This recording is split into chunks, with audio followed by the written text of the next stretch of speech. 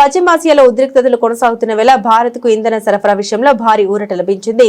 Qatar నుండి ధృవీకృత petroleum gas ఎల్పీజీతో బయలుదేరిన శివాలిక్ అనే భారత నౌక అత్యంత కీలకమైన హర్ముజ్ జలసంధిని దాటి సోమవారం సాయంత్రం 5 గంటలకు గుజరాత్లోని ముంద్రా పోర్టుకు సురక్షితంగా చేరుకుంది.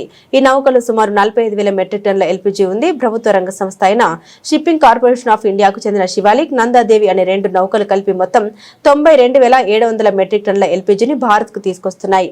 శివాలిక్ ఇప్పటికే తీరానికి చేరుకోగా నందాదేవి అనే మరో ట్యాంకర్ రేపు ఉదయం గుజరాత్ లోని కాండ్లా పోర్టుకు రానుంది.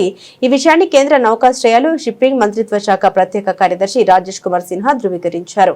పర్షియన్ గల్ఫ్ ప్రాంతంలో పనిచేస్తున్న భారత నావికులందరూ సురక్షితంగా ఉన్నారని, ఎలాంటి అవాంఛనీయ ఘటన జరగలేదని సిన్హా స్పష్టం చేశారు. ప్రస్తుతం హార్ముజ్ జలసంధికి పశ్చిమాన 22 భారత నౌకలు ఉన్నాయని, వాటిలో 611 మంది సిబ్బంది ఉన్నారని తెలిపారు.